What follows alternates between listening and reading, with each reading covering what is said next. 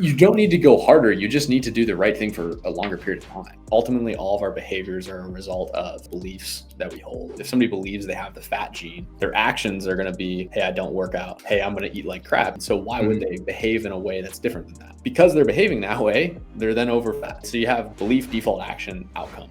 What is a default action?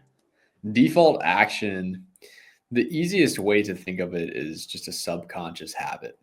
That's the easiest way to think of it. So the easiest comparison that we've always drawn for guys over the years is you think about something like brushing your teeth. Maybe when you were a kid, your mom had to remind you to do it, but now you're a grown man and you don't really think about brushing your teeth. Hopefully you just kind of do that automatically.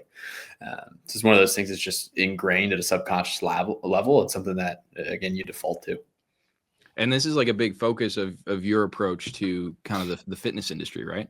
Yeah, correct. Yeah. I mean, and I'm sure we're going to get into this quite a bit, but I mean, generally with the fitness industry, kind of the nature of a situation like weight loss, where generally that applies to people who have struggled with things like impulse.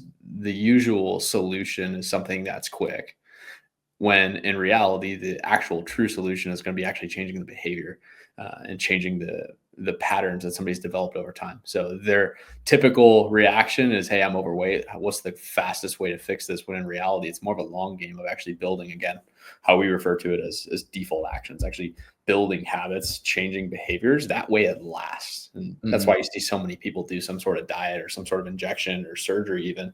And they'll literally gain the weight back after doing that. Yeah. Because they didn't actually change the behavior problem.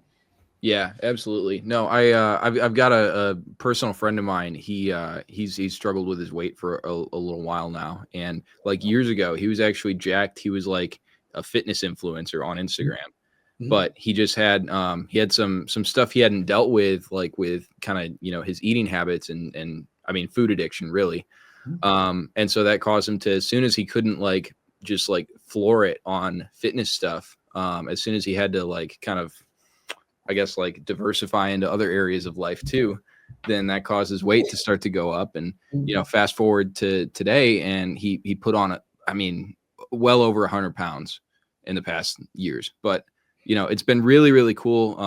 Starting in, I think like January of 2024. So I guess about a year now, he's been like actually dealing with that stuff. And he's been kind of like documenting the process too, which has been really cool to like watch. And I've been really proud to see it. But with the guys that you're working with, is that kind of the common situation? Like they've been in better shape before, it just wasn't able to stick? Yeah. It's the usual case, right? And, honestly, we typically don't have a lot of guys come through that are like 300, 350, 400 pounds. Like we don't have a lot of, quote unquote, morbidly obese cases, Sure. to be honest with you. I think that's kind of the nature of just how we market. We're targeting business owners and things like that. And again, broad generalization, but typically a guy that's a business owner or an entrepreneur or in a leadership position, generally the alarms are going to sound when they get close to 300 pounds. So we don't typically deal with like the morbidly obese cases. Usually it's a guy who was in shape, has been an athlete before, even in some cases, and they just slowly started to put the weight back on over years of having more responsibility, whether that's through work, whether that's through getting married, having kids, etc. So yeah, generally guys have been in shape before. They've put the weight on. They're getting to that point where the alarms are ringing, but they're not ringing to the extent of them being morbidly obese in most cases. A lot of those morbidly obese cases are guys that, man, that's how it's been their whole life. Right? Yeah. It's not a new problem generally in those cases. Yeah. Yeah, that makes sense. I mean, how do you change your defaults, especially like in that situation as an entrepreneur? Like, yeah, there's a lot of responsibility on your shoulders. I mean, I'm starting to feel it. Like I'm in my early 20s. I don't even have kids yet or anything, but it's even getting harder for me now with a business and a wife and family duties and stuff. So like, what's the approach for somebody who's looking to change those default settings? The approach is really a psychological approach. The angle we attack it from, though, is spiritual. Obviously we're like a Christian-based company. A lot of our clientele are obviously Christians and believers of the book. So we're people of the book around here for sure. So we attack it through a spiritual lens, but I can kind of give you both angles, like the psychological principles behind it and then the spiritual principles behind it. I think psychological is a little bit easier for a broader audience to understand first.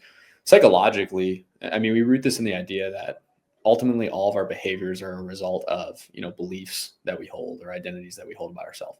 The easiest example that I use is if somebody believes they have the fat gene, their actions are going to be, hey, I don't work out. Hey, I'm going to eat like crap, because they believe they have the fat gene. So why would they behave in a way that's different than that? Because they're behaving that way, they're then over fat, right? So you have belief, action, or default action in our case, belief, default action, outcome. And the reality is that's a very deadly cycle, right? If somebody's belief is I have the fat gene, so they don't work out, they don't eat right, and then they're over fat, well, now the outcome's just reinforcing the initial belief. And it's just a feedback loop that continues over time. Mm-hmm. So that's like the psychological angle. The way that you can look at this as well through a spiritual lens, I like to compare this just personally to a time in my life where I didn't have Christ at the center. Right? And because I didn't have that identity in Christ, because my beliefs weren't exactly aligned with what the book says, what was my behavior? Not good, right? And as soon as I changed the identity, place the identity in Christ, change the beliefs around how I look at the world, my behavior changes, my outcomes change, it reinforces it. So you can look through the psychological lens, or you can look through the spiritual, more Christian contextual lens. We used to look purely through the psychological lens 2-3 years ago when we started the company. And then as we've just become more outspoken about our own beliefs, we've obviously started to attack it through more of a spiritual lens, especially with a lot of Christian-based clientele coming through as well. They generally receive that better, right? That feels more like ironclad than psychology, especially for believers of the book. Yeah, absolutely. I was reading something online the other day. It said the average male is around 30 pounds overweight. How do you think things have gotten this bad? I'm actually surprised. I figured that was actually kind of a low ball. I would think it's actually higher. Interesting. Yeah. I wrote a thread on this on Twitter quite a while ago. Now we have a team that helps us out with content quite a bit. But like back in the day when I was just doing all of it, there was a very specific thread. It did all right. It wasn't one of my like bangers, but it did pretty good. But the reason it didn't do as good is because it was very like micro in the weeds, kind of nerdy fitness stuff. The short and simple answer is we eat more and we move less. Right? That's how it got that bad. There's really only two variables. There's one equation when it comes to gaining weight. It's just if you're in a caloric excess, you're going to gain weight. That's it. Right? That's it. It's the only formula. People will tell you it's hormones and all this stuff. In some rare cases, maybe. But the simple formula is if you eat more than you burn, you will gain weight. Right? The only way that you can change that equation is by moving more, aka burning more calories, or consuming less calories. And we've done both of those things in the wrong direction as a society. Culturally, in the last 100 years, we have less manual labor jobs, right? People are generally less active as a whole. So they're burning less calories than they ever have because it's just the age of technology. We're more sedentary and we're eating more than we ever have. So you have both opportunities are going in the wrong direction, which is what's caused this. The food is more calorically dense than it ever has been. Portion sizes are bigger than they ever have been. People's impulse controls is worse than it ever has been. Again, probably largely due to technology. People get dopamine so fast, you can just flick on your phone a few times and you have dopamine on command, right? So moving less and eating more than we ever have, both things are going wrong. That's how we got here, right? Ultimately. Yeah, that makes a lot of sense. Because I mean, even if you look at like even blue collar guys, like they're moving less than they used to, like quite a bit, because they've got a lot of machines and tools that do a lot of the work for that. I mean, in a lot of blue collar industries, you're almost more of a machine operator than you are an actual like laborer.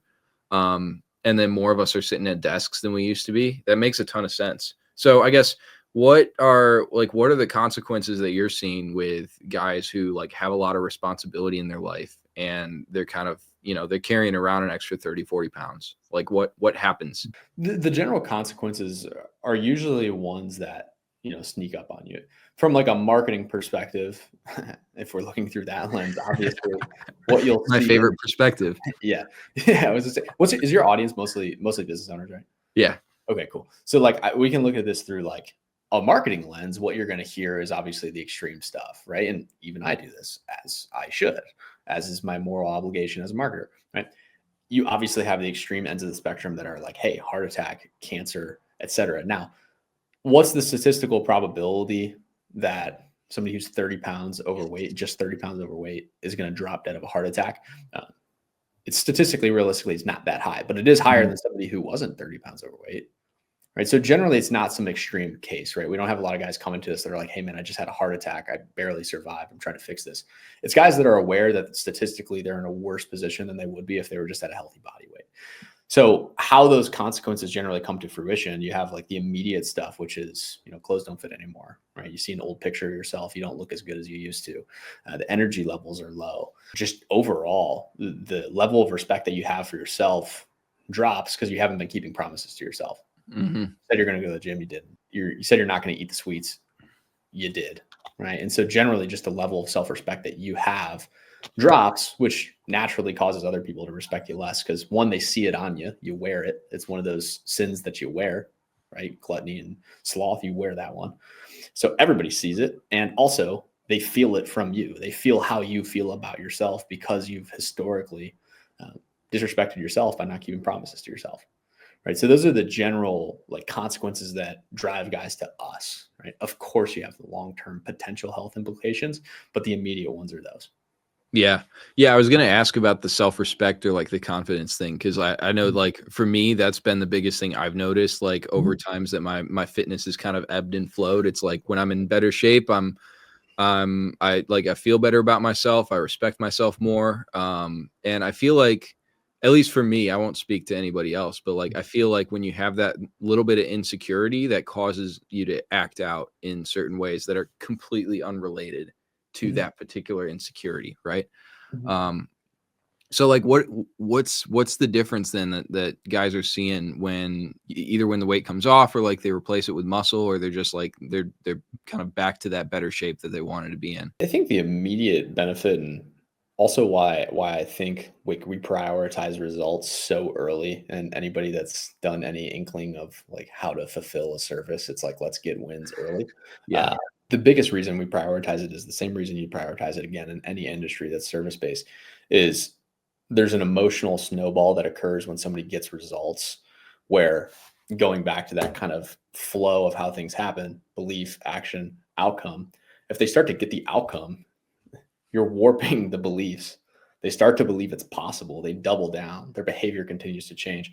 So I'd say the biggest win that guys get immediately is they just have evidence that they're doing the right thing. And they have evidence that they're keeping a promise to themselves. They said they were going to do something and they're actually doing it. I think that's the biggest benefit. Now, on a long time horizon, when now they're down 30 pounds as opposed to that first 5 or 10, again, it kind of goes back to the opposite of what was bad, right? The clothes are fitting good now. The energy levels are high now. The way they feel about themselves in front of others and the way they conduct themselves as a leader, whether that's in the workplace or in the home, starts to change because of how they feel about themselves, right? So I'd say the immediate benefit is just pushing that snowball down the hill and getting it started. That way they have some idea of an outcome or some idea of a result that can double down on the new identity, new beliefs, new actions that they've been working on. Yeah, I like what you're saying about like the self-respect coming back faster than the pounds fall off. Because that's so true. It's like you could be, 100 pounds overweight and you see that first like 5 or 10 start to come off and you see yourself moving in that positive direction. And it's like it's just such a high, right? So I guess is it better like for as far as like entrepreneurial performance and kind of like overall performing well in life? Is it better for guys to be like jacked or is it better to just like, have a reasonable amount of muscle with kind of a lower body fat percentage? The answer for that is one, it's going to be case by case, right? It's not a black and white answer. If I were to give you a straight one, I would say it's whatever is most sustainable for that person, which generally, of course, means it's not just being like super jacked all the time. Yeah. Right? But there's some guys that do it, man. I mean, our average client spends 3 to 5 hours a week training, but we have the few kind of former meatheads that had to get the weight back off who love training, and they're like, dude, I want to train 2 hours a day 5 days a week. I'm like, I don't even do that, but if you want to do it, sure, go ahead. Yeah. Right. So the answer that we aim for with like any kind of question like that is just have to figure out what is most sustainable for that person. What can you actually stick to the longest? If that means, hey, let's get to a 25 BMI, let's get to like 15 to 17% body fat, where at those two metrics, we generally know our health indicators are going to be fine, right? As opposed to, getting super jacked and getting to like 10% body fat where you look sick and it's an awesome accomplishment, but the typical human's not going to be able to hold that for very long. There's some freaks that can do it and there's some people that enjoy it. But again, I coach this stuff and I don't even enjoy it enough to the degree to be able to do that or sustain that. So generally speaking, it's the lesser results is what's better for most people. But if you can sustain the better, like higher level results, be my guest, right? Be my guest. Yeah, I feel like that's the transition I've had to make mentally because like when I first started working out in college, like my goal was just to be Mhm. as jacked as possible, obviously. Like I saw all the student athletes working out and a couple of the basketball guys were like super built, which Mhm. is kind of weird. You don't normally see that in basketball. Yeah. But yeah, then I started my business and it's like, okay, I literally can't work out 2 hours a day and even on a day where I have that amount of time, I'm just like zapped the rest of the day. It takes me away from anything else that I'm supposed to be doing. So, um, I guess I want to get into kind of like the kind of proper protocols or advice for entrepreneurs who are trying to like stay relatively fit. And I also want to talk about the business side of Yeah. what you've got going on over at Default Kings because I think this is super cool. Let's start with the protocols. I guess it sounds like there's kind of three main buckets that you guys tackle. It's like the training, the nutrition, and the mindset. Is that right? Yeah. Yep. So I guess, probably the first thing that needs to come is the mindset. We talked a little bit about like shifting beliefs, but like how do you actually shift your like base beliefs about who you are and what you're capable of? Mhm. It's kind of the woo woo that you get in entrepreneurship when you're first getting started of like you Mhm. have to do your like affirmations, you have to write it on a sticky note and put it on the mirror. You do Yeah. kind of have to do that to a degree at the beginning, right? Like you have to one identify what are the kind of negative beliefs that you have, what are the negative self identities that you have that cause you to behave that way. So I used the fat gene example earlier, but it could be any kind of negative self connotation or self belief. And the initial thing that you have to do is take a leap of faith and believe the woo woo stuff that it's going to work, just to be super straightforward, right? Like you have to reverse that and say, no, I don't have the fat gene. Even if you look in the mirror and you have evidence to believe that you do, you have to just put your foot down and draw the line in the sand and say, I don't. Once you've done that, again, your behavior is going to now change. And assuming you just change your behavior long enough to get the ball rolling down the hill, which honestly can happen within a week, you're going to start to see progress. And then you're going to actually have evidence that that is not true anymore. Oh, wait, I don't have the fat gene. I can see that I lost 5 pounds this first week. 2 weeks go by. Oh, I'm down 7, 8 pounds. You start to actually have evidence. So at first, it is a leap of faith, like from a mindset shift perspective. You have to have that leap. And then you start to compile evidence that proves it to yourself. And that's when it really starts to occur. Mm. Uh, Mhm. because those behaviors become a part of your lifestyle, right? Because those behaviors become a part of your lifestyle, you have the evidence and it becomes part of the day to day. Yeah, the evidence reinforces the belief and then it just like keeps snowballing. Yeah. Yeah. There's something I've been chewing on for a while that I've been trying to like kind of wrap my mind around because like there's certain instances where it's actually better to believe something that you're not really even sure is true because it's more like it may not be you don't think it's factually true in your life, but it's more useful in your Mhm. life to believe that thing. Like if you're I mean, just a very simple example is like if you're having a bad day and it just feels like everything is going against you, like tell yourself you're having a good day. And like that's not factually true, but Yeah. it's useful because it's going to change the way you think about it and it's going to change the way you act for that remainder of the day where you're just like super stressed and tired and beat up. And I think the same can go for fitness. It sounds like that's kind of what you're talking about here with from a fitness standpoint. It's like you may have evidence in the mirror saying you have the fat gene. You can't be fit. You're just going to look like this and feel like this forever. But if you can believe the thing that you don't think is factually true yet, but just choose to cling on to that because it's useful, Mhm. then you'll start to get that snowball, and then it becomes factually true, right? Yeah, and it's hard to do if you've had years or decades of again compiling evidence that says otherwise, and that's why the initial part of it is a leap of faith, right? And that's for any change you're trying to make. You get into marketing and sales here. It's like you have to shift somebody's worldview and beliefs enough about whatever it is, one that you're offering, two, but Mhm, also their own interpretation of the world. You have to shift it enough to get them to change their behavior if you're in a mhm, coaching industry, right? Or a service-based industry. That's what you have to do. And so generally they have to be in enough pain to do that. There's guys that inquire about working with us and we have the initial conversation, the initial assessment, and it's evident to me that they're not in enough pain to change. mm, I'll turn them away. yeah, Like it has to actually be enough to be able to take the leap of faith. And most guys that are willing to sign up for a coaching program, willing to go that far, they're willing to be like, all right, well, I signed up, I bought this thing. I'm going to take it and do it to the furthest degree that I can. And if that entails me putting up the sticky notes for a week, not that we actually do that. I'm just using that as a metaphor. Yeah. If that entails me putting up the sticky notes for a week and taking a leap of faith, I'm so fed up with where I am right now that I'll do it.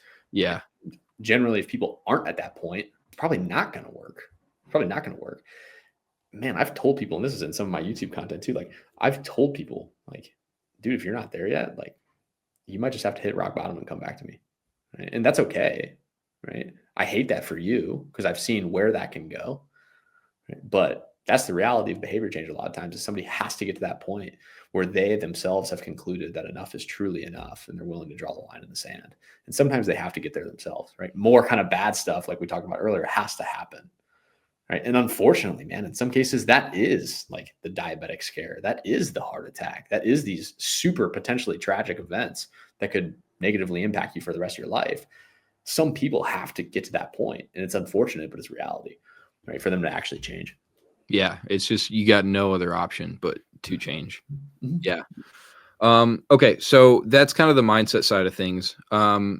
As far as training versus nutrition, like what's kind of the next thing to tackle, like next, I guess, order of priority for you guys? In terms of order of priority, it depends where you're at in like the sequence, right? And I kind of like to lump like a fitness or a body composition sequence into like phase 1 is getting to a BMI of 25, and that's totally weight contingent. Mm-hmm. And then the second one is a body fat percentage of 15%.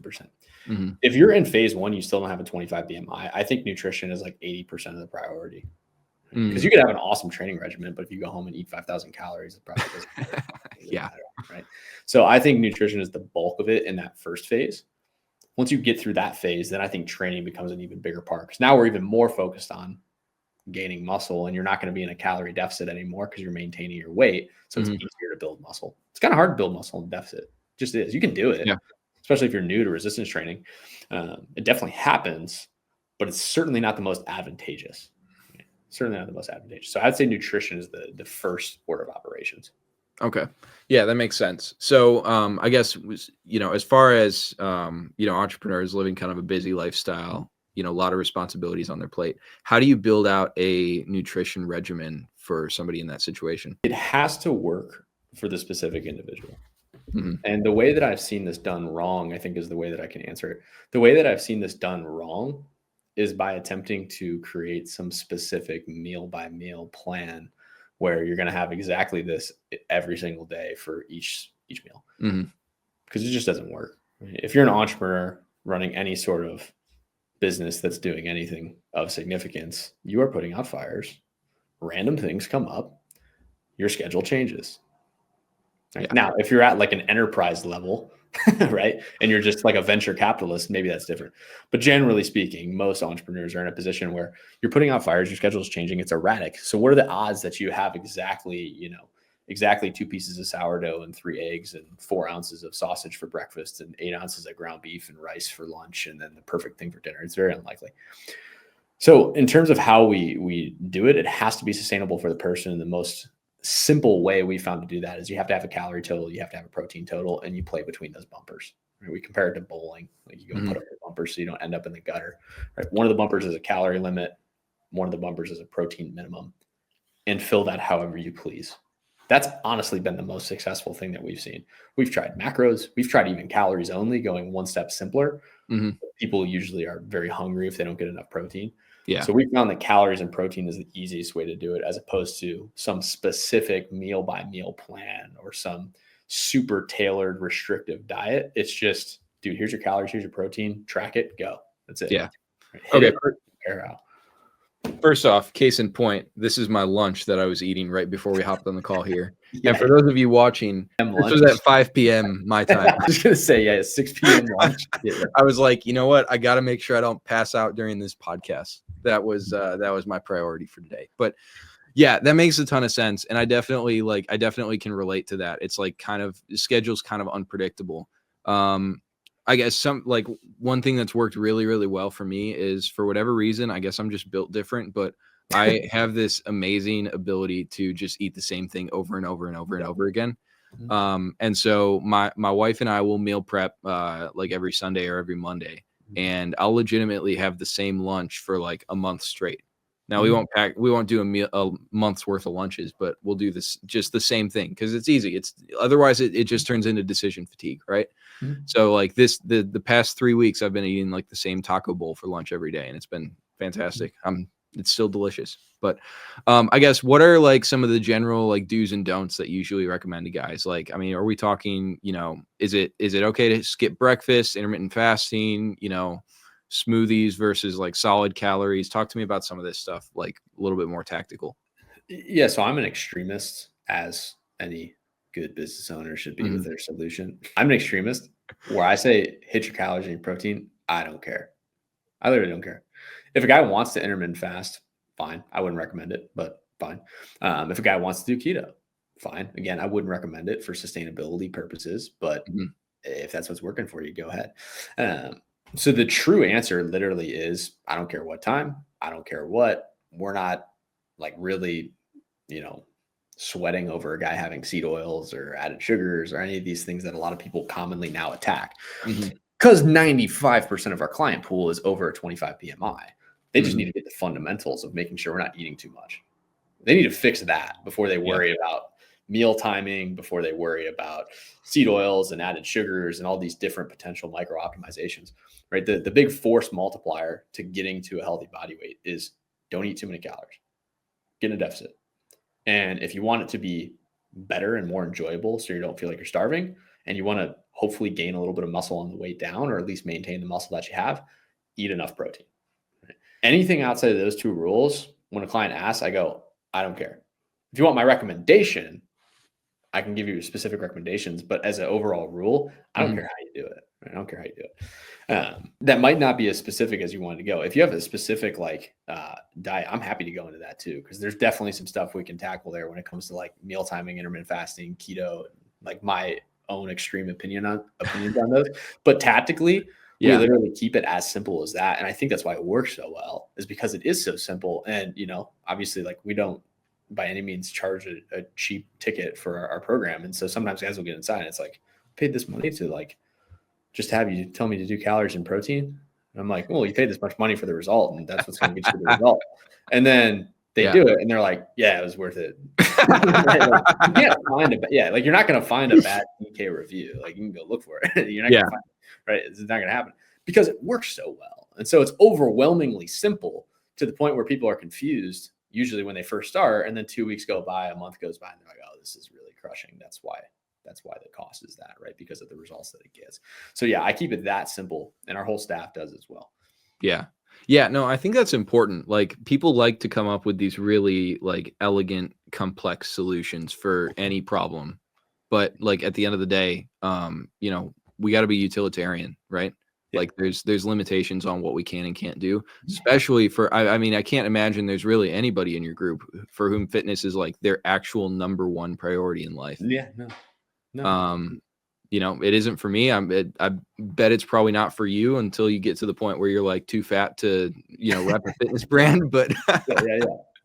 Yeah, well, that's the um, that's the fun part about being, owning a fitness coaching company is like I have this constant motivator to never lose yeah, it, of course, right? To yeah, never lose it. And I think you're right? Because I always use this lens of on the idea of like extreme diets that are hyper restrictive or even like extreme training regimens. I put out like a 75 hard hit piece this morning. Like I love people's desire to do something challenging. It doesn't have to be. mhm, It really doesn't. Right. And that's why like my kind of classic line when somebody comes and they join the program, they're like, shouldn't I be working out more? Like 2 hours a day or something? I was like, bro, I don't even do that. I don't even do that. I don't do that. And I've lifted weights for 10 years. And in that time period, I've always eaten the right amount of calories and I've always had a high protein diet. And it's not hard. It's very easy. I weigh myself every single day. I have active hobbies. It's very simple. It's very, very simple. The hard and the complex part is keeping it simple. Exactly. You're exactly right. Right. People want to do all of this flashy stuff because it's sexy and it's new and it's unique. And there's kind of like a cultish vibe to each of those opportunities. Right. It's like a minority group. You get a special attention. Right. That's what it is. It's the same idea. yeah, I'm going to put myself in this minority group of people, whatever label you want to slap on that. Now I'm going to get special attention. It's the same idea that we deal with, right? As a culture. And so it's the same idea when in reality, the best thing to do is just the very, very simple, straightforward thing that is calories protein, weigh yourself, lift weights, and have an active hobby and walk. Like that's it, dude. If you do those 5 or 6 things right there, you'll be ahead of 95% of the population, if not more. Yeah. There's like this toxic mindset that I feel like I have, and I think a lot of other entrepreneurs probably suffer from this too, where you feel like if you're not like continually working harder and harder and harder on something, you're not actually making progress on it. Where you can actually put in the same amount of effort over a long period of time. And like I know this to be factually true because I've done it. You put the same amount of effort in over time, and guess what? The results stack, and you do better and better and better. You get better and better results. But there's this sense that that the work that needs to go into it needs to exponentially grow as results do. And I think that's just like, I mean, I guess how would you handle that? If you're doing it right, it should be easier as time goes on.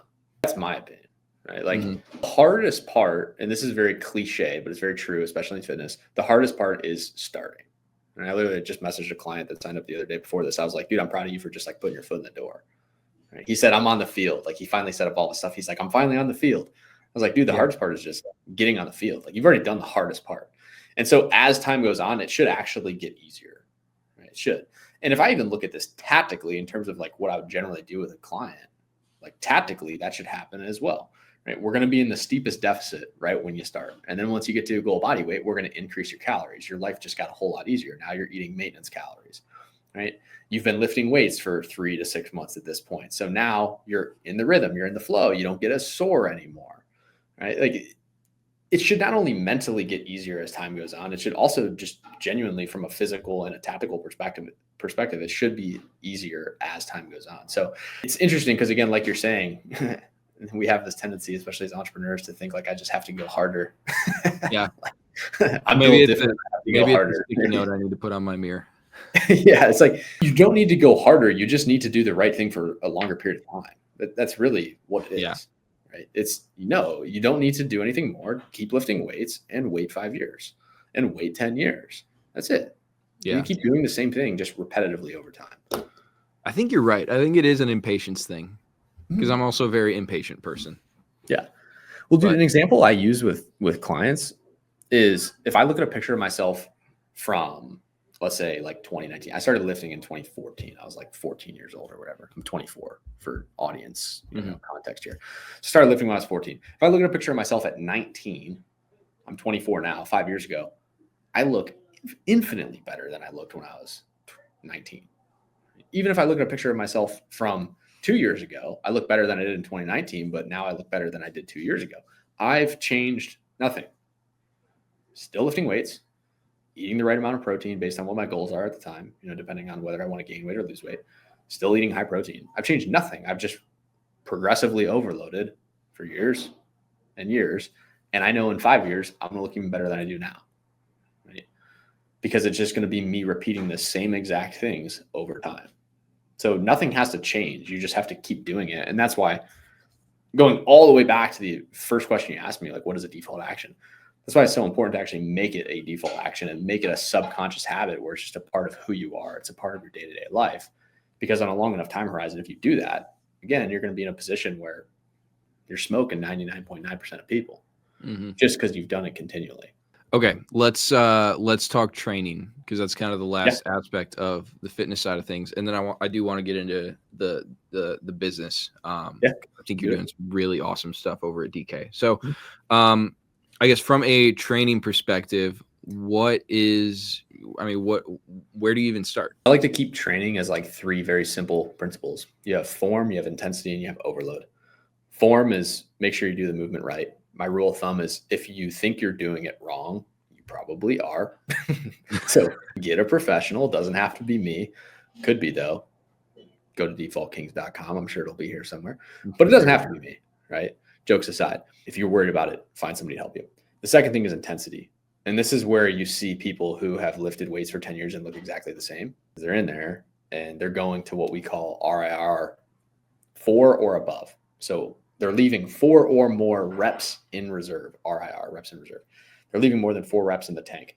The majority of that hypertrophy is actually occurring in the last 3 reps of the set. Right? within 3 reps of true mechanical failure, meaning you cannot move this weight safely, right? So those people that just aren't training intense enough, they're not actually even getting the benefits of muscle hypertrophy, right?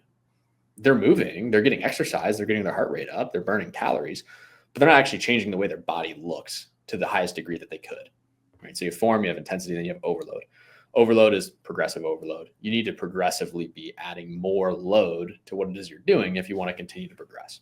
And the way you do that is you have sets, you have reps, you have weight moved, you multiply those 3 across, and that's how you get your total volume. That number needs to go up week in and week out. Of course, you need to deload every few weeks, but personally, I don't schedule deloads for myself, and I don't schedule them for clients because life has a tendency to deal you a deload where, all of a sudden, all of a sudden it's the holidays and you didn't lift for a week. Whoops. Well, you deloaded. You don't need to schedule them. Personally, I don't think, unless you're at a professional level, right? Or you're at a competition level, like maybe you're powerlifting competitively. If you're bodybuilding professionally and you're not going to miss like that, then yeah. But general person, you don't need to schedule. Right? So you have form, you have intensity, you have overload. That's training in a nutshell, right? In a nutshell. And of course, this is me speaking through the lens of resistance training, which is our main priority with everybody. And resistance training can be defined as anything that causes there to be resistance through a specific range of motion for a muscle. You can do that with your body weight. You can do it with a kettlebell, a dumbbell, a band, whatever. Anything that's causing there to be resistance through a range of motion is resistance training. And you can apply those principles to any type of resistance training. Do you have to do cardio to lose weight? You don't have to. Is it beneficial because you're going to be burning more calories? Yes. Do I think cardio, do I think you should be doing cardio for the purpose of losing weight in the beginning? Not necessarily. And the reason I say that is because, again, if you're in that phase 1 where you're not a 25 BMI yet, generally what happens is people are doing, like some sort of intense cardio and they're burning calories during that session. But if they get to a point where they're burnt out and they're tired of running on the treadmill and they stop doing it, they no longer have that, what I call like active calorie burn. Or if you resistance train and you build muscle, you're going to slowly accumulate passive calorie burn because muscle burns more calories at rest than fat, right? So I'm a huge fan of resistance training in the beginning. And if you're going to do cardio, you're just doing it to increase the calorie deficit that you have.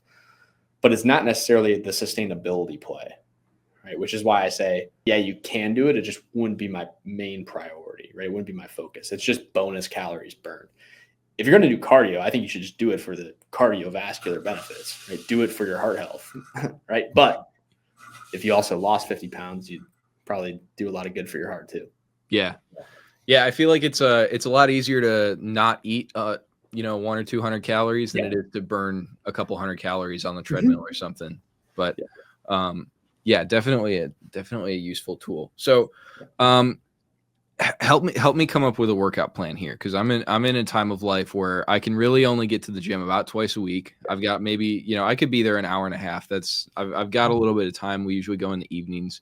Right now I'm basically doing like an upper body, lower body split, and then like sauna afterwards for maybe 10 or 15 minutes. So like what should I be doing to like make the most of this gym time I've got? What's your like resistance training experience? I mean, I'm like, as far as like how long I've been training since college. So since 2019, I guess. Okay. So what's that, like a little over 5 years? Yeah. So you're more experienced than the average guy. The general rule of thumb to build, again, in this context, build a workout program that's geared towards gaining muscle, which again, even if you're trying to lose weight, I think you need to be training in a way where you're trying to put on muscle because you get the passive calorie burn over time, which makes it harder for you to gain the weight back long-term. Okay. So that's the context. Right? Generally, when you're like more of a beginner, and honestly, like we could even probably just lump you into this for the sake of the example, because that's most people, the typical target is you want to stimulate a muscle group twice a week. Right. So the way you're going to do that, if you only have 2 days a week, it's probably not going to be an upper lower split, because you're hitting upper once a week, you're hitting lower once a week. Right. So all those individual muscle groups are only going to hit once. Now, you're going to get some progress like that. But if you really wanted to optimize it, my recommendation, and most researchers' recommendation, would be, hey, let's hit those twice. If I were you and I only had 2 days a week, I would split that into just 2 total body days. Okay. Right? Which I'm not personally a fan of total body splits, but in the event that somebody only has 2 days, that's generally the go-to, because if we do total body, we can hit all of those muscle groups twice, albeit It's maybe not optimal. It's maybe not as direct as we want it to be, but we have limited resources. We do what we can with the limited resources of 2 days. Now, with those total body splits, my recommendation, again, when you're pressed for time, is you need to prioritize the compound movements. You just have to. And compound movements, meaning movements where we're hitting multiple joint groups. So think about, your bench, your squat, your deadlift, your pull-ups, your rows. These are all the big compound movements that are hitting multiple muscle groups. And you spread that out across 2 days. That's going to be the best bang for your buck. Right? It's going to save you time. You're going to hit multiple muscle groups. And of course, you still have to prioritize the form, the intensity, and the overload. But that's how I would do it if I were you. Yeah, that makes a ton of sense. I've seen other people use like number of sets per week as the target rather than like number of times you're hitting it. But I mean, it gets pretty hard to hit like 12 to 15 sets on one muscle group in one workout. So it makes sense that you would want to do it as a full body day. Yeah. And it can be tough to do. And like ultimately, again, it depends on where somebody's at in the spectrum of experience, right? Mm-hmm. The greener you are, the newer you are, if you have any boomer listeners that maybe don't know what greener means, the greener you are to this, the less stimulus you need to get results, right? It's just like any other stimulus that you're getting, right? It's like if you've never had caffeine, the first time you have caffeine, you're like, holy crap, this is awesome. And then a few months go by and you need 400 milligrams to feel anything. It's the same idea. That initial stimulus, even at once a week or even at 3 sets a week for that muscle group, we're going to start to see some progress, albeit not optimal, but we will get some. So again, the newer you are, technically the less you need to do, right? But then once you start going, you're going to typically need more stimulus over time to be able to see progress. Not to sustain results, right? Not to sustain results, but to progress, right? To progress. What's your take on TRT? Because we've been seeing like a lot of like well-known entrepreneurs, like maybe business influencer guys. I mean, Cardone's definitely on it. Like Ryan Pineda just hopped on in the last year. I think Jeff Bezos had like this amazing transformation a couple of years ago when he got on TRT. So like when do you think that's appropriate to start exploring for you mean Bezos's transformation doesn't look natural to you? What do you mean? I have questions. Let's just leave it at that. In all seriousness, my take on TRT is take it if you need it, right? Like take it if you need it. It's testosterone. I'm not going to pretend to be some like chemical steroid expert. I'm not like Derek from More Plates, More Dates. I'm not even going to pretend to be that guy. I'm not that guy. Never claim to be. Not going to pretend. But my general take is, if you need TRT, take it, right? If you have low testosterone, take TRT. If you can fix it naturally with some things, do that first. But if you need it, you can probably take it. And this is not medical advice. I'm not a medical professional. I'm just some guy that helps people not be fat, right? And that's my take. Right? Yeah. Now, here's the thing. People get impatient. Most people with low T, the reason they have low T is because they don't train. They eat too many calories. They sleep like crap.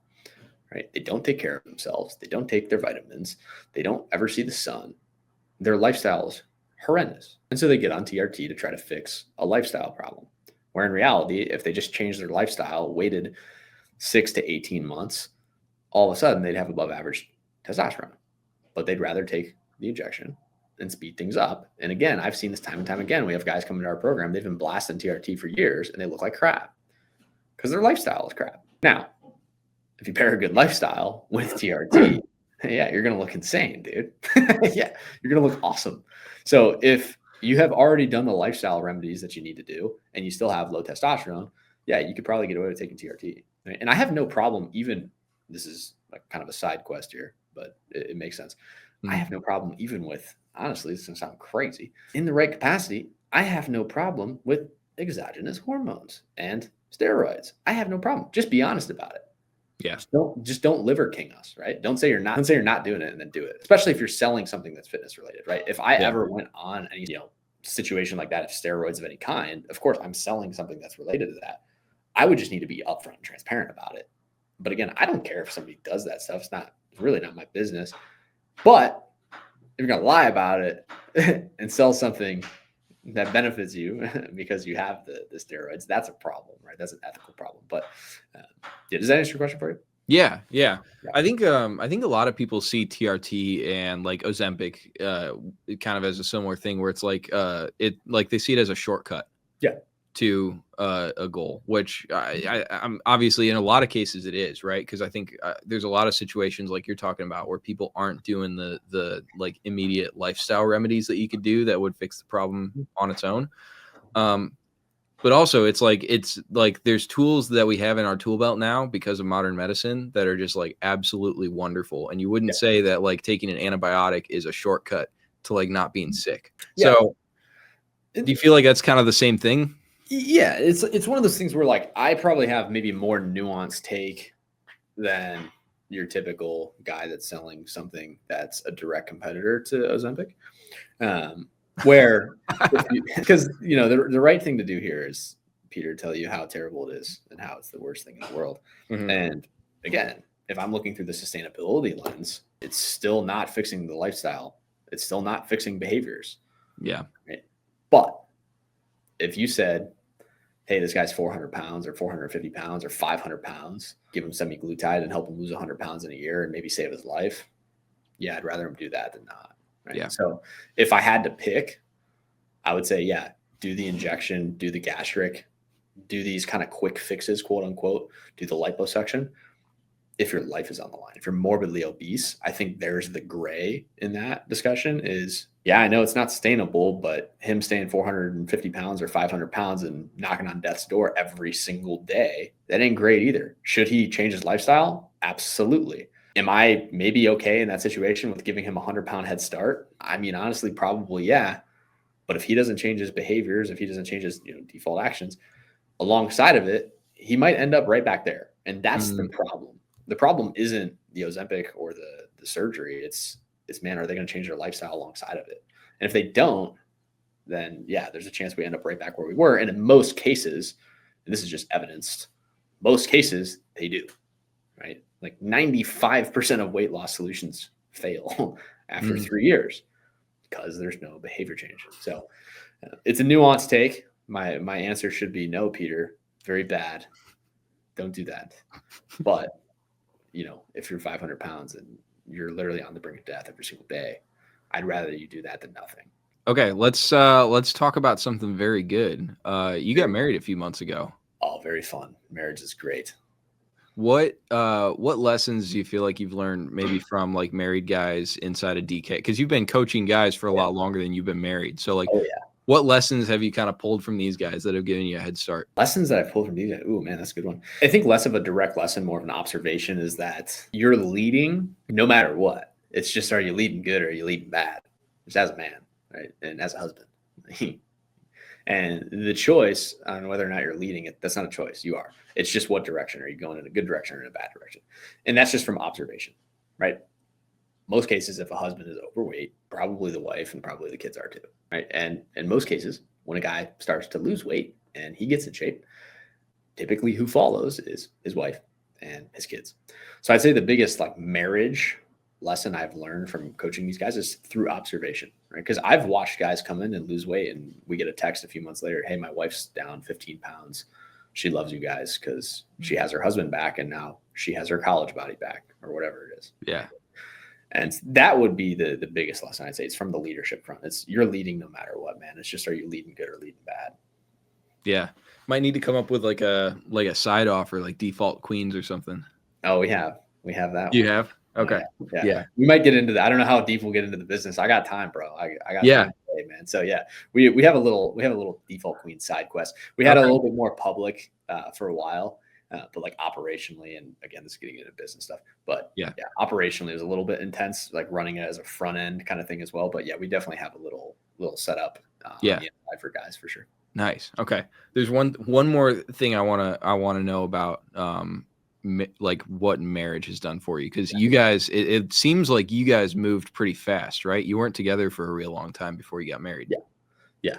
My wife is the most amazing human being I've ever met in my life. And I don't say that shortly, like I'm emotional saying that. We moved quickly because we knew. And I thought that was hocus pocus, that, when you know, you know. I always thought that was kind of fake. And then it happened to me. And I was like, oh, okay.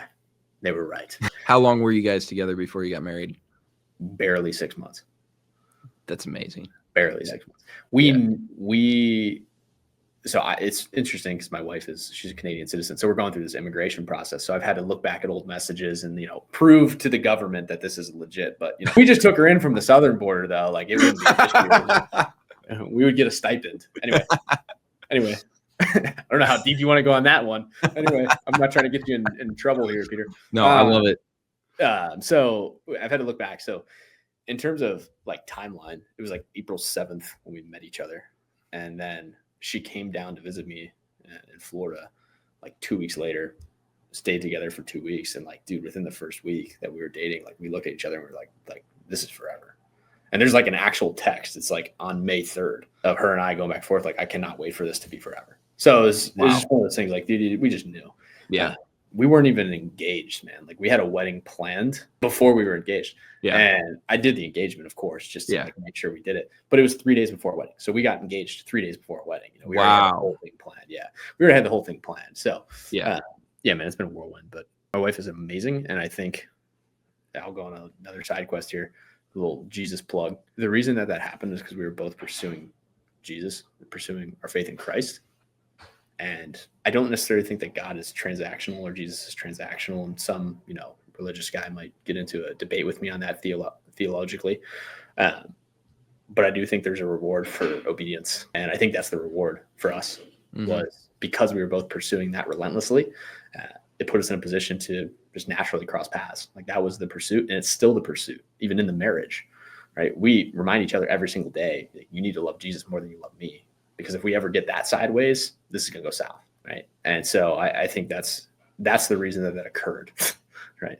Yeah, that's the reason that occurred. Well, I think like God wants His children to be with like people who are going to like push them along in the right direction. And for some of us, like for those listening who maybe aren't married yet, like there is a community out there for you that will lead you closer to Jesus. That doesn't have to be the spouse that you don't have yet, but I've seen the exact same thing with my wife. Because our stories are actually eerily similar. So my wife and I, we like. How old are you, Peter? I'm 23. Okay, yeah. So you've been married for a while, haven't you? We just had our first anniversary. Okay, yeah. So you got married. Yeah, you're a young guy that got married too. Yeah. So our stories, I'm sure, are similar. My bad for cutting you off, bro. No. So my wife and I like knew of each other for like years. Yeah. We had like a class together in high school, but like we didn't know each other. I was in Palm Springs for a business retreat, and my friend Christy, she's like thinks she's something of a matchmaker, right? So she's asking me like what I'm looking for in a woman, and I like, truth be told, I didn't have a good answer for her, because I really hadn't like put any thought to it in like around that time at all. So I spent the entire plane ride back, just like in my notes app on my phone, kind of like journaling and just like in prayer, trying to figure out like, what am I looking for in a woman? 5 days later, I had a client project I was working on in Orlando. And so I'm out of town again. And, the day I'm supposed to fly back home, I just get this like feeling that I'm like, I just get this thought coming in my head. I'm like, I wonder what Liz is up to. And so I message her on Instagram. We start talking. We go out like 2 days later for lunch. And then, fast forward 7 months and we're married. And I think there's like when you already have a relationship with God before you get into like trying to find your soulmate, your life partner, there's a certain element of like you already have your identity rooted in something that is not an external person. It's a relationship with God, your maker. And that makes it so much easier, I think, a lot of times and obviously this doesn't apply to every single situation, but I think a lot of times it makes it so much easier to, when you do find that someone, to know that, hey, this is right. And if you have the courage to act on it, which I'll say I'm really grateful that I had the courage to act on it. Yeah, right. Life-changing, amazing decision. Then you move pretty quick, man, and it's pretty great. Yeah, it's a real ball buster, as my Midwest grandfather would say. Taking the leap. Yeah. And the thing that pushed me over the edge was the idea that delayed obedience is disobedience. And so I was in this mindset where, so again, we met in April, like on April 7th, we got married October 5th. Wow. And in like August, we kind of like, we're starting to like roughly plan timelines. When are we going to get married? When are we going to move in? Da, da, da, da, da. And I kept saying like, like we'll do it in like spring or like summer of next year. Like we're going to get married. It's fine. Like we'll just wait. And then it popped into my head, like this idea. And I think I was listening to a podcast or something. This idea that, again, delaying that obedience of God saying like, yeah, this is your wife, right? This is the promise. This is one of these, this is her. And me being like, yeah, that's cool. I know that, but I'm going to wait till like next year to make that official. Like, it's cool. Like, God, I have things going on, bro. It's cool. That delayed obedience is disobedience. You're not obeying right now. Yeah. Even though you have the intention of obeying later, that means right now you're not obeying. And once I like actually understood that, that's when I literally was on a walk, like listening to something, and that's where I heard it. I literally got home. I texted her. It was like in August. I was like, I'm so sorry. Like, I've known that this is the thing that we need to do. And I don't know why I'm trying to opt this out. Like it's a business plan and, you know, plan it for this, plan for that. Like just come down, let's get married. We'll figure it out. And she's like, okay. And that was like, you know, that was my proposal, you know, yeah. Or whatever. And then we got on FaceTime. We were long distance. She was up in Canada. I'm down in Florida. And so I was down in Florida not anymore. And so, you know, we get on Zoom and like literally buy a ring together on Zoom, like customize it. And we have like, I have a screenshot of us like in the Zoom meeting room when the ring is like bink, check. And you see like the ring and you see both her and I smiling and it's like a screenshot. And we're both like this, like thumbs up. Like, oh, that's cool. So that's man, it's super cool. But yeah, that was the thing that pushed me over the edge, was that idea. Okay. Dude, I want to talk business. I want to peel back the curtain on Default Kings and talk about this. So, you 7x'd DK in 2024. Yeah, that was fun. Where were you standing at the end of 2023 before you went through this like rapid growth phase? We almost died. What did the business look like? We almost died. That's what happened. So, and the business, I mean, not ourselves personally. So we had a ton of like early success in DK. So just to create like a timeline for guys, Gabe and Jack started DK like way back in 2019. It wasn't called DK at the time. I came in around 2021. I started as like just overseeing client fulfillment, worked into a partnership, got into a role where it was us three. Jack was doing marketing, Gabe was doing sales, I was doing fulfillment on the back end. It worked kind of perfectly in terms of business infrastructure. In the beginning of 2023, like we're like pacing 7 figures a year, like doing very well. We were in like the 100K a month. Yay. And that was cool. And that was awesome. But we decided to actually part ways. Right. And so what happened was, you know, we decided it was all mutual, decided to just move forward, just me and Gabe, and Jack was off on himself. And naturally, you know, the nature of our business is it's the fitness industry. It's very acquisition intense. We left just a sales guy and an ops guy to kind of take over marketing. Like we didn't really know what we were doing, just being frank with you. Right. And so we kind of took over, you know, very overinflated payroll, took over, you know, not really knowing how to market. We were kind of dependent on the other partner for that.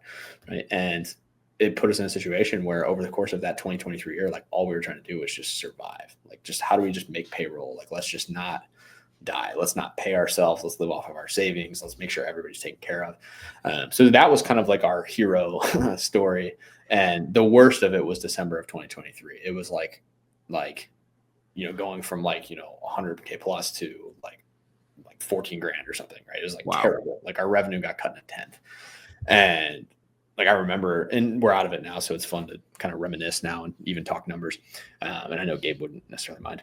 I remember like being in that state in December of 2023, being like, dude, like I think we have to drop this and like get a job. Like I don't know what to do. And him and I had spent the last 6 months basically being each other's hype men, because there'd be a day where I'm down and he's high, and there'd be a day where he's down and I'm high. And so we had to just keep pulling each other out of the gutter. And finally, to make payroll that month, just dumped everything I had into the business, just spilled it, and Gabe too. We just spilled it all. We were like, last heave. If it works, great. If it flops, whatever. Like we were on death's door anyways in terms of the business's, you know, capability moving forward. We just dumped it all in. Hired a mentor, got coaching, did all the right stuff that you're supposed to do. And then literally from that point forward, we just started to move forward. Right. And we just, the trend over the whole year just continued to go up. to where that month was like 14, and this last month of December it was like literally 99.7, which is like the worst thing ever. It was like I wanted to Venmo us like $300 from my personal account, and so like literally that's like roughly like a 7x or whatever it was, right, Yeah. over the course of that 30-day period. So yeah, man, that was how that happened, right? It was essentially the big fall because we just had to start over essentially from zero and then save it essentially. Yeah. And So of course, what did the steps look like of rebuilding over the course of 2024? We had to learn to market. We had to understand what marketing is. Mhm. And we very much overcomplicated it. And I think a lot of people do. And like, you think it's like this magical thing where it's like, you have to like do wizardry and say a spell and somehow people book a call.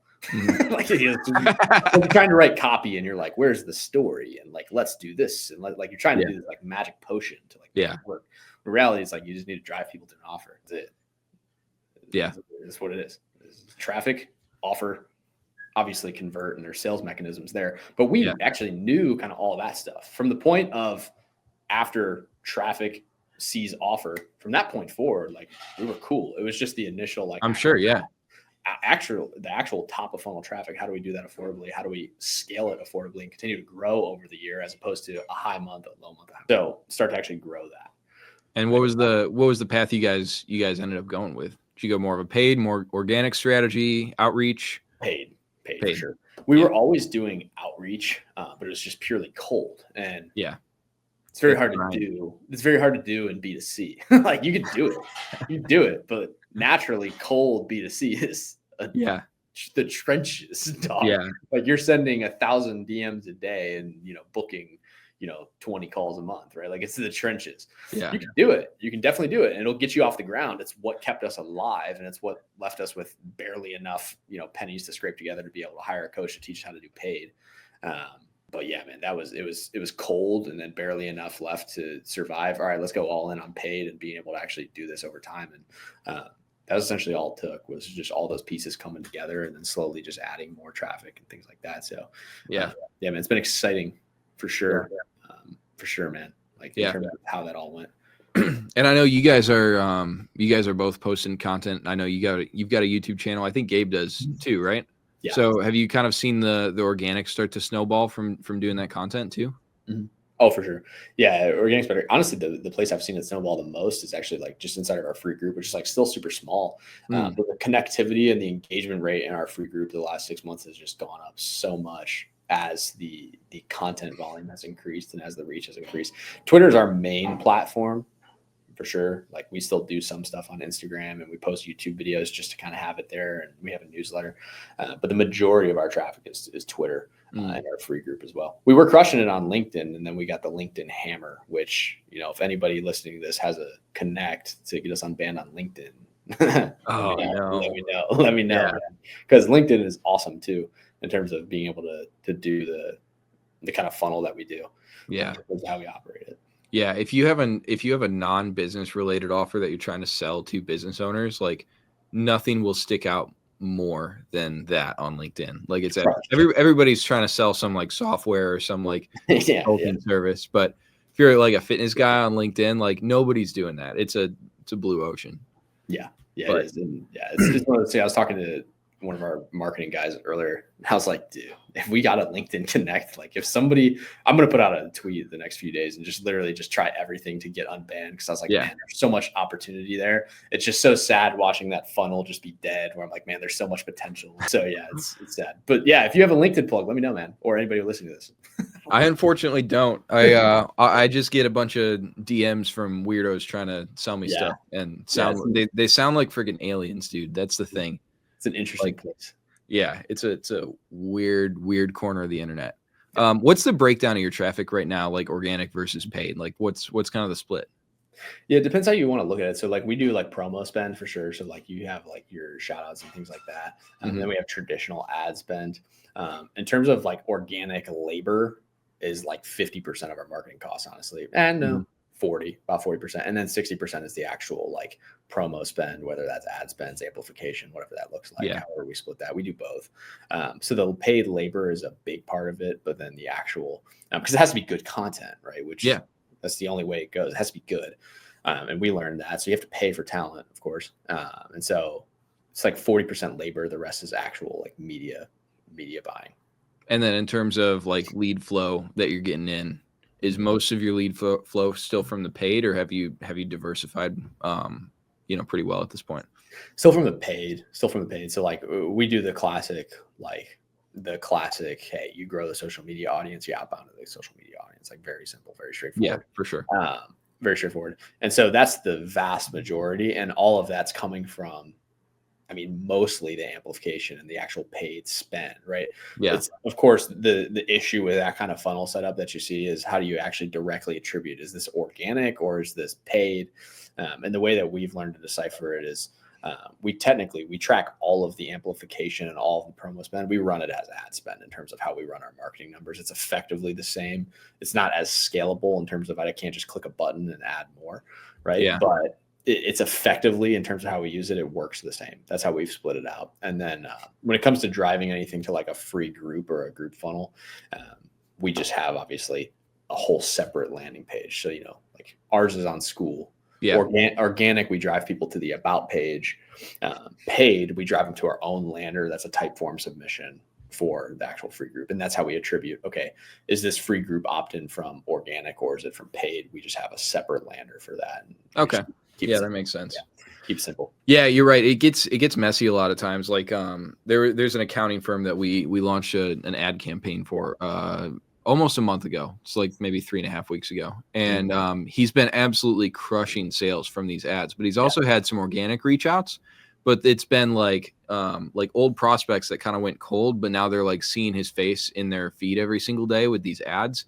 And so then they go and email him. They're like, oh, I completely forgot this guy existed. Let me go email him. Like, we need to work together. Yeah. So it's like, it looks like an organic lead, but really it's just kind of like the off flow from the ads or like the drip from the ads. And so the helpful way that I found of thinking about this for us and for like clients we're running stuff for is like, number one, like there's one metric to rule them all. And that is CAC to LTGP, right? Yeah. And so overall, like your CAC factors in your marketing team and your ad spend and like every other dollar you're spending on client acquisition, right? And then LTGP is every single dollar of profit you make from each individual client. And if that math's out, it's like you're good. Don't try to like screw around with it and try to like get scientific with it because you'll probably break something. Like there's a lot of companies where like they see like poor ROAS on their ads and they're getting a lot of leads from organic, and then they cut off the ads and suddenly their organic leads stop too, because a lot of their top of funnel attention, a lot of people were seeing the ads and not necessarily clicking the ad, but maybe like going to their profile and following them on social or something like that, and then eventually they convert into something. How deep can we go with like your audience? Because I can rip. I literally made a video like 3 weeks ago with an Excel spreadsheet teaching CAC to LTGP. And like how to calculate it. Cool. Yeah. So like, if you're lost, by the way, if you're watching right now and you're lost, go back, watch that, and then come back here. Yeah. So like that's what we did. So the first time we tried to implement the ads, like even with like having a mentor in place, is like we tried to get too granular where we're like, oh, well, dude, the click-through rate on this one is like in the gutter. We got to turn it off. And it's like, bro, you're not KPIing for click-through rate. Your KPI is your ROAS and your CAC. Like that's it. Like that's it. Yeah. Like, you can look at the other stuff and get an idea of creative performance and things like that. But it's like, dude, the number that we're optimizing for is CAC and ROAS. Like this is what we're trying to determine here. And so we had this, I remember at the time, like we had this massive ad when we first started paid, any sort of paid media whatsoever, amplification or ad, like actual ad spend. I had this massive sheet of like 15 KPIs for the ads. And now my ads KPI sheet has 2 KPIs. It's ROAS and CAC. Like that's it. Yeah. But if I want to get granular on the creatives or the actual thing that we're pushing, obviously I go into the ads manager and actually check it there. Right. But in terms of like what I'm actually making decisions off of, I'm not making decisions on my ad spend budget based on like click-through rate or something like that. And I'm not a hater on click-through rate. Obviously, these are all things that matter for creative performance. But in terms of how I'm making decisions, I'm not making decisions based on. Well, this is the difference between being a CEO and a media buyer, right? Correct. This is what you're talking about. Because the media buyer needs to be, whoever is actively running the ads the day-to-day and checking the ad account should be paying attention to click-through rate. and they should Right. know that, they should know the different elements of the Mhm. funnel that click-through rate pertains to, and same for Mhm. CPMs, and same for Mhm. view content rate and cost per call and opt-in rate. Like Mhm. every individual metric is valuable in that way for that person, but for you as a founder or as a CEO, do what Joey's doing. Yeah. Yeah. And it's like, and those things, they matter for making decisions about how to improve the campaigns and how to improve what you're doing. But I'm not even looking at those numbers until I get a report that says the ROAS is in the gutter or the Mm-hmm. CAC is through the roof. I'm like, okay, what's going on? And then I go look at the granular stuff. It's like, okay, this is where it's going wrong. Let's Right. tinker this part. Let's mess with the hook if the click Yeah. through rate, whatever you want to talk about, right? Yeah. And that's where like we had to just get less granular when it came to our total marketing strategy. And a number that we run that I feel like honestly not many people run is just like total return on marketing, right? Like we have ROAS, so like the return on the actual ad spend itself, but then we also have ROM, return on marketing, which is every single dollar we spend on marketing compared to front end cash collected new business. Right? And we look at that too. It's like, okay, we have the individual ROAS, what's the return from the ad spends, but also what's the actual total return on marketing as a whole compared to the front end cash that's coming in, like new cash. Yeah. And then my other side that I almost went on there that I forgot about, and this is because like I love like marketing. Obviously, it's sick, but dude, ROAS is dependent on your sales performance as well. Mm-hmm. So it's like if your mechanism, and this is specifically, I'm going to be on it. This is a tangent, Peter. I'll land. Keep it up. Keep it up. Keep it up. I'll land the plane though. As I just did a client spotlight interview with one of our like sales consultants, and like it was one of these things where I was like, oh, let's just like ram more traffic, ram more traffic, ram more traffic, ram more traffic, and then I started realizing, I'm like, well, I'm optimizing for return on ad spend. Sales is a part of that metric. And we have a book a call funnel, right? Like that's our funnel. Like we book Mm-hmm. a call. And so it's like, if that's the funnel, if the mechanism for the ROAS is a sales call, you need to get better at sales. So you can be an awesome marketer, but if you suck at sales and you close 5% of your leads that get on your calendar, well, your ROAS is going to be terrible and it's not the ad's fault. And so that was another thing that we had to figure out over that course of a year of like, how do we grow this thing is that ROAS and even CAC are also a sales metric. It's not just a marketing and an ads metric. It's also a sales metric. Now it's different if you're, doing straight to like info and you have a buy page or something like that. But if you're running a call, which most service businesses are, Mm-hmm. you have to be good at sales too. You have to actually learn that. Yeah. Well, this is like the never-ending battle between sales and marketing, right? Like sales is always like, oh, these leads are shit. Why do you keep giving us bad leads? And marketing is always like, why can't you closers just close? Like it's your job title, just close. And that's where like it's been really helpful for me. I mean, we're not at the point where we don't have a large sales team yet. I'm still in a lot of the marketing myself. Obviously, we do marketing, so it makes sense that I'm still in that. But coming at it from like not calling myself a sales manager or a CMO, but rather thinking in terms of like chief revenue officer and kind of combining the two departments. That's been kind of the move a lot of organizations have been taking. And I think it's really, really healthy because then it puts your marketing and sales on the same team rather than being like butting heads constantly with each other. Cause yeah, you're right. It's like you have to know where the gains are in your system. Right. And if your closers aren't closing, then that's where the gains are until marketing becomes its own constraint. If marketing is the constraint and your closers are closing, you're just not getting enough leads on the calendar. Well, then that's a marketing issue. And just knowing like where do these KPIs manifest themselves in, or I guess what part of my business is manifesting these KPIs rather, right? Like in the frame that's helped me a lot. And again, this is like, I want audience to have context on where we are, like going from like 15 grand a month to like 100 grand a month in revenue. Right. And again, if you're further ahead than me, then probably don't listen to me. And I might come back to this in 3 years when we're doing whatever. And I'll be like, that kid was dumb. But for my context and where we're at in terms of like revenue and how it's helped me think this through over the course of this past year of growing is like, I've learned to think of like marketing's job is grow the list and make sales' job easier. That's marketing's job. Sales job is convert the list. Done. Yep. Right. Now, in our specific industry, sales is kind of comprised into two branches for us. You have setting, you have closing, of course. Right. But generally, when I'm making marketing decisions, I'm making a decision of like, okay, how am I going to grow the list affordably? And how am I going to make sure that those get converted to book calls, and everything after that, once they're booked, like this is now a closing consideration. And everything before that is like a marketing and a setting conversation. Because obviously we look at like, appointment booking rate from lead to actual book call, like what percent does that actually happen? But generally I look at marketing, I'm like, okay, we're growing the list as affordably as possible. Right. And then in the kind of middle of funnel or bottom of funnel content, once they're in the ecosystem, we're just trying to make sales' job easier. Right. That's what we're trying to do. Right. Top of funnel, grow the list affordably as possible. Middle of funnel, bottom of funnel content is what I kind of lump that into. Organic content. Let's make sales' job easier. Right. And that kind of frame has helped me. Again, I might come back to this podcast in 3 years and think I'm an idiot, but that's what's helped me and what has helped us grow. One thing I love that you guys do is like 80% of your website is just like client results screenshots. It actually reminds me of Alex Hormozy posted this a while back. It was a photo from one of his gyms back when he was running the gyms. And one of the walls was just covered in like before after photos for his fitness programs. What inspired you to do that? Client Ascension. That's one of the coaching programs that we did. That was awesome. And it's mostly B2B centric, which is hilarious, but we're really good friends with those guys, like Andre and Daniel and all them. We're really good friends. Christian and Dan, all of them. And so, we did their coaching program kind of knowing we're like, hey, it's kind of like for B2B, like we're B2C. We're not actually like their avatar, but we did it anyways. And like one of the things that we were going through when we were like building landing pages and learning how to do that was just have a metric ton of proof on there.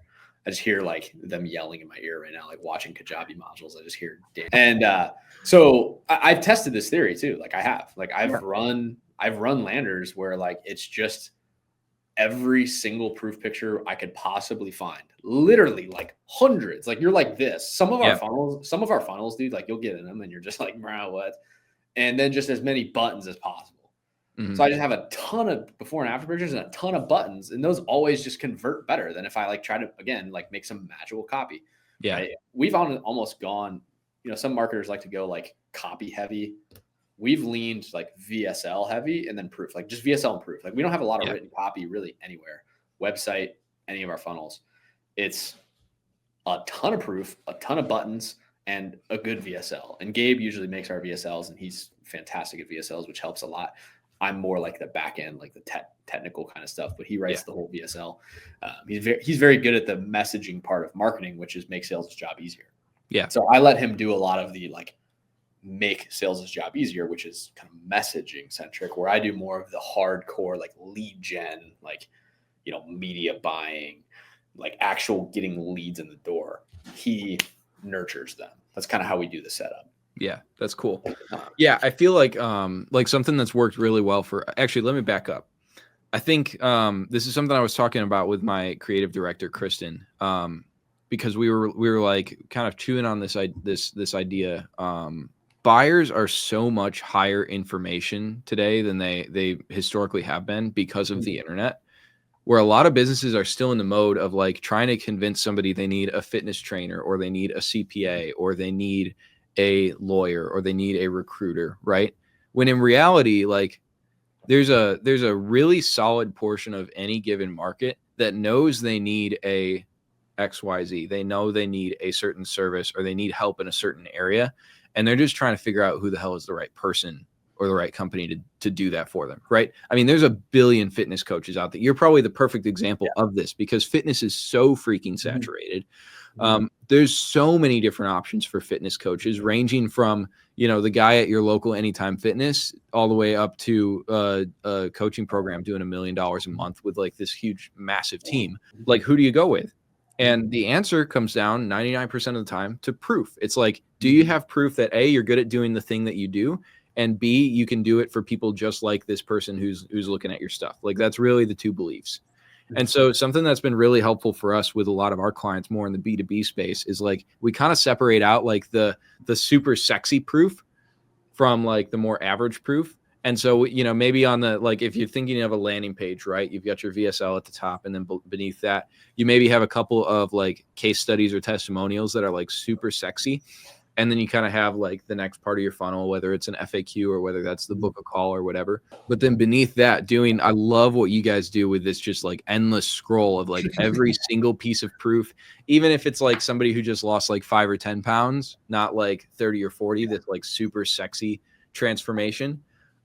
Just having that there, because nobody's even reading like every single one of those. They're just seeing like, oh, there's a million of these, and every single one I do pause at is a good result. Clearly, these guys must be good at what they do. Yeah. And that's where like I had to break the belief of like you can only post your best case studies. And again, this was like kind of going through Client Extension, which I love those guys. I couldn't recommend them more, especially to your audience, like B2B. I don't know. They're probably kind of like a competitor of yours. Sorry. Sorry, bro. But anyways, those guys that taught us marketing, who shall not be named. I noticed that they're good dudes. Yeah, they're awesome. I noticed that they would have like what I would think are like small case studies even on their stuff. I'm like, yeah. Why do you have that? And I just asked, and he's like, dude, it's just perceived. It's perception. And so our promise, like our offer is, and this is like, it's on our website. It's in our sales calls. Like our offer is you lose 10 to 50 pounds, right? That's the offer. So anybody that breaches 10, case study, boom, done. Like whatever your promise is. Yeah. That in my mind is the threshold. So if you guarantee somebody adds 10 to 30K a month to their business, anybody that added more than 10 grand, you better put them on your proof page. Because even though it's not your 100K edition, right, it's still proof that adds to the perceived likelihood, Hormozy here, perceived likelihood of that person achieving the accomplishment. So like, even if they see the 10 pound or the 11 pound case study, it still contributes to their thoughts of like, what are the odds that I accomplish this? Even though it's 11 pounds. Well, that's what we promised. And I think the reason this is hard for some people is because when you have no proof, you want to promise this crazy result because you feel like that's what you have to do to be able to get somebody to sign up. Our guarantee is like seriously not that crazy. We guarantee 10 to 50 pounds. Like that means 11. That means 11. You got what we promised. Yeah. And because we don't make some big, crazy, astronomical claim, right? It works. It works. We're just honest. And like, honestly, one of the biggest lessons I've had to learn in the last year too, not that we weren't honest before, but it was the idea of like detaching from having to make some marvelous claim and like having to set yourself up almost for failure on fulfillment, where we used to have like a way bigger promise. It was 10% of your body weight. And that's still the target that we have internally. That is still a target. Right? So if somebody's 250, like we want to lose 25 pounds, right? But I don't guarantee that. I guarantee, the 10 to 50 range, or even in some cases 10 to 30. Yeah. We're still targeting what we used to promise, but we just no longer promise that because we realize we're like, dude, that's a big thing to uphold. Even if we can accomplish it, man, it's hard to hitch your wagon to that at long-term scale. Yeah. And so I think, or a lot of people are scared of that proof and they're shooting themselves in their foot with their promise. Just make a smaller promise and deliver on it 1,000,000 times and document every single time that you deliver on it. Yeah, I think it's like it's kind of almost disarming for the prospect too when you have a smaller, like more realistic seeming promise like that. Because anybody can make a big promise. And I think actually a lot of the struggles that people have with like client fulfillment and client success is not actually related to how good they are at client fulfillment or client success. It's actually related to how bad they are at marketing and sales because they can't market well enough to be able to like get people to say yes to a smaller, more realistic promise, right? Because realistically, like, okay, 10% of your body weight. So we're talking what, 20 to 30 pounds? That was like the old promise. General. Yeah. Yeah. And I'm sure like the average person who signed up for that would still have been stoked to lose like 10 to 15 pounds. Right. And like keep it off. And so now having this lower promise, you're still offering them a result that they'd be stoked for. But because you're, back then when you were promising something much higher, I'm sure you had people who were upset at you, even though they lost 15 pounds and they would have otherwise been stoked. It's just, that wasn't aligned with the promise that you made at the beginning. Right. Yeah. And like, this is this general idea of like, again, I think it's like honesty, right? Of like just being real. And this isn't a paid ad, so I can say time frame and stuff. I'm so used to not speaking in like specific outcomes and time frames because of like ad compliance. He's just memorized the FCC. I've memorized compliance. Anyway, so like the legit money back guarantee that we offer on our flagship stuff is you lose 10 to 30 pounds in 12 weeks. We're going to target 10% of your body weight. but we guarantee 10 to 30. And if 12 weeks goes by and you haven't lost 10 to 30 at the end of the 12 weeks, you can ask for 100% refund. Right. And the only time we say no to that is if somebody joins and blatantly doesn't follow instructions. Yeah. And I jokingly say the other guarantee is if you join and don't do anything I tell you to do, I guarantee that it won't work. This is my spiel. Everybody that signed up to the program in the last year has heard me say that exact line, right? That's on a million call recordings. Right? But that's super honest. Yeah. And so everybody hears that, they laugh and they're like, well, yeah, you're right. And they hear 10 to 30 and they're like, well, 10 pounds. I mean, I could probably almost lose 10 pounds myself almost. But like, up to 30 and targeting 10% of my body weight, like it's still a good offer. And exactly what you're saying, in the past when we would promise 10% and a guy who is 250, he's like, all right, well, I'm going to lose 25 pounds. Bro, if he loses 24 pounds, you under delivered. Mm-hmm. Still an awesome result, but we promised 25, you under delivered. I'm only promising 10 to 30. I'm telling you, we're going to target this number, but I don't guarantee that number. We're targeting it internally. Don't guarantee it. Guarantee 10 to 30. So now a guy loses 11 pounds. As soon as he hits 11 pounds, as soon as he hits 10 pounds, promise delivered, right? We followed through. And because of that honesty on marketing and sales, every single metric on the back end that you would think of as a business owner goes up, right? Continuation rate, client success rate, all of these different things, right? They all go up. Yeah. Right? So yeah, man, I think people they're shooting themselves in their foot for fulfillment purposes by trying to be over bold on the front end. Joey, this has been amazing. You've dropped some awesome game on fitness, on business, even on marriage. You got anything exciting coming up over at DK or anything personally? Man, exciting personally. We're keeping it low key, man. A little bit of a crazy year last year, getting married, moving across the country. So we're honestly, our goal for 2025 is to do nothing, pretty much. In all seriousness, we'll probably actually finally do a honeymoon this year. So that's nice. Cool. We didn't do a honeymoon directly after. In terms of DK, exciting things coming up at the time of this recording. What's January 8th? We have an event March 6th through 8th. Which is going to be very fun. That's going to be in Nashville. So that's super cool. But other than that, man, I'm just looking to keep the main thing. And I think if I had to leave a knowledge bomb at the end, as much as I can in my 24 years of wisdom here, I think that's where we struggle in the past too, is just not keeping the main thing. Right. So we have the event coming up, but really the plan this year is to just keep doing what's worked for us. The thing that 7X does in 1 year. Just keep doing the thing that works. That's our plan for 2025, man. So I think boring is really what's going to move the boat forward, is just keeping it boring and staying focused on the main thing. Dude, I love it. I talk about focus all the time. This is so good. Where can people follow along if they want to, I guess, follow as you do nothing? As I do nothing, if you want to follow along, the username is first name, last name on all platforms. So just Joey Yochheim. All right. There's two. And we'll put those down below those down below in the description. Joey, thanks so much, man. Yeah, man. I appreciate you. Thanks for having me, man.